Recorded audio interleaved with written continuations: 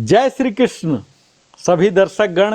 मुझे उम्मीद है आप सुखी संपन्न होकर अपना जीवन व्यतीत कर रहे होंगे और इसी उद्देश्य से मैं भज गोविंदम की इस श्रृंखला को लिविंग हैप्पीली में प्रस्तुत किया हूँ। अभी तक 26 श्लोक को मैंने कवर किया है।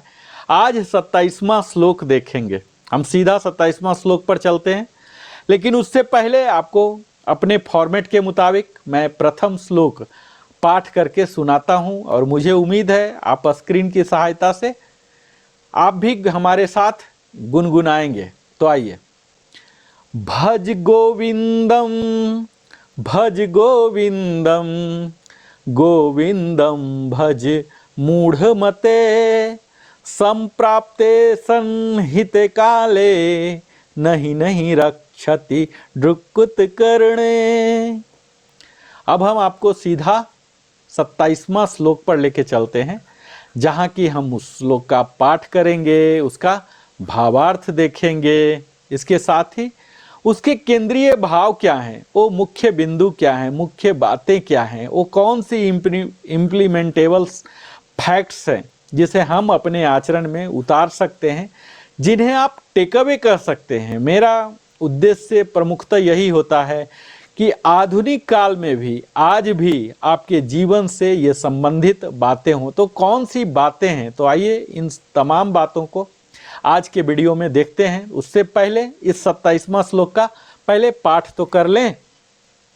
गेयम गीता नाम सहस्रम ध्येयम श्रीपति रूपमजस्रम नेयम सज्जन शृणगे चित्तम देयम दीन जनाय जवित्तम।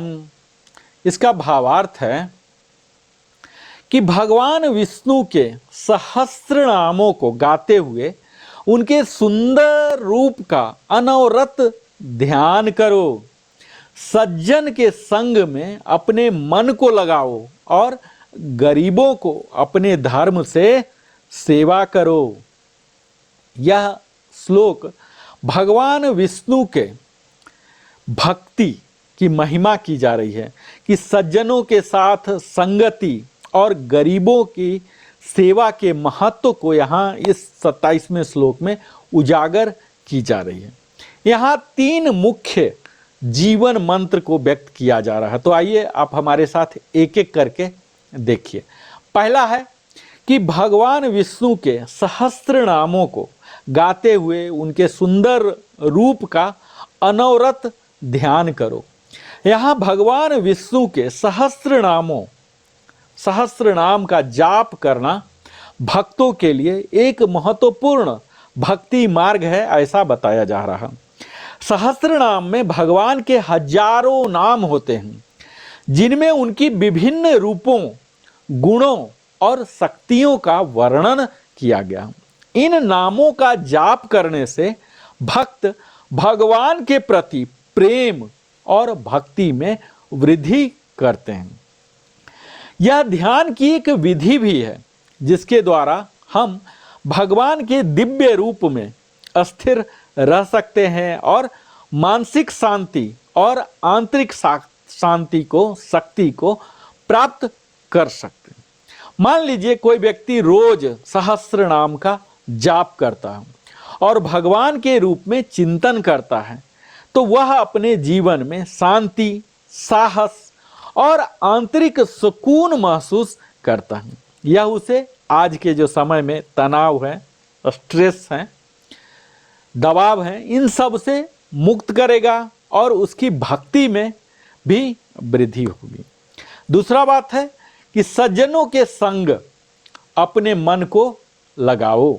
यहाँ पर यह विचार किया जा रहा है कि हमें अच्छे, ज्ञानी और ईमानदार लोगों के साथ समय बिताना चाहिए। सज्जन व्यक्ति कौन होते हैं? तो वे होते हैं जिनकी बातें और आचरण सकारात्मक होते हैं। उनके संग में रहते हुए हम भी उन सकारात्मक गुणों को आत्मसात कर सकते हैं और अपने जीवन को सुधार सकते हैं। अगर उदाहरण से समझाऊं तो अगर कोई व्यक्ति एक अच्छे गुरु या संत के साथ रहता है, तो वह उनके अनुभवों और शिक्षाओं से प्रेरित होकर अपने जीवन में अच्छाई, सत्य और पुण्य की ओर बढ़ता है। सज्जनों के संग से उसकी सोच और दृष्टिकोण बदलता है और वह जीवन को सही दिशा में जीने का प्रयास करता है।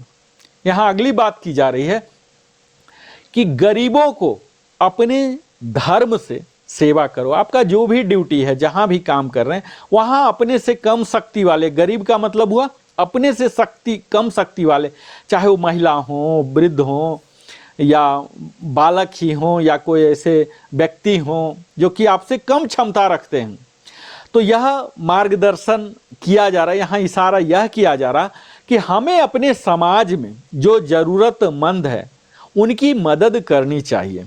आपकी जो भी पोटेंशियल है, आपकी जो भी क्षमता है, उससे आप कीजिए। गरीबों और वंचितों, जिनके पास वो रिसोर्सेस नहीं मिले, जिन्हें वो अवसर नहीं मिला, तो उनकी सेवा करना हमारी एक सामाजिक जिम्मेवारी नहीं, बल्कि यह एक धर्म का हिस्सा भी है, ऐसा यहाँ बताया जा रहा है। भगवान के प्रति हमारी भक्ति का सही प्रमाण तब है जब हम दूसरे की मदद करते हैं, खासकर उन लोगों की जो मुश्किल में होते हैं। अगर उदाहरण की बात करूं तो जैसे कोई व्यक्ति अपनी आय का कुछ हिस्सा गरीबों को दान करता है, या उन्हें भोजन प्रदान करता है, या फिर वह केवल भौतिक रूप से ही नहीं बल्कि यह उन्हें आध्यात्मिक रूप से भी उन्नति करता है। यह सेवा भाव उन्हें केवल भगवान के निकट ले जाता, ऐसी बात नहीं है, क्योंकि भगवान का भी यही स्वरूप है, दूसरों की मदद करना, दुखियों के साथ रहना। अगर इस 27वें श्लोक का अगर आपको मैं संक्षिप्त में निष्कर्ष बताऊं तो यहाँ हमें 3 महत्वपूर्ण उपदेश हमारे समक्ष पता लग रहे हैं। पहला तो यह है कि भगवान के नाम का जाप और ध्यान करके हम अपने आत्मा को शुद्ध कर सकते हैं। दूसरी बात यहाँ यह कही जा रही है कि सज्जनों के संग रहकर अपने आचार विचार में हम सुधार ला सकते हैं, निरंतर इम्प्रूवमेंट ला सकते हैं। और तीसरी बात जो यहाँ की जा रही है, गरीबों और जरूरतमंदों की सेवा करके हम धर्म का पालन करते हैं, ना कि उन्हें सामाजिक रूप से उत्थान कर रहे हैं, धार्मिक रूप से, आध्यात्मिक रूप से स्वयं का भी उत्थान कर रहे हैं। इन तीनों के माध्यम से हम न केवल अपने जीवन को सुधार सकते हैं बल्कि समाज में एक सकारात्मक बदलाव भी ला सकते हैं, और तब हमारी आत्मिक और भौतिक उन्नति हो सकती है। तो यहाँ 27वां श्लोक भज गोविंदम का हमें उन भौतिक उन्नति का मार्ग प्रशस्त करता है, उन आत्मिक, उन आध्यात्मिक रास्ते का रोड मैप हमें देता है, हमें आदेश देता है, हमें सलाह देता है, हमें वह पथ प्रदर्शक दिखाता, पूरे रोड मैप बताया जा रहा कि कौन सी वो 3 चीजें हैं जिससे आप आत्मिक और भौतिक उन्नति प्राप्त कर सकते हैं। तो आप सबों को यह बड़ा ही पसंद आया होगा।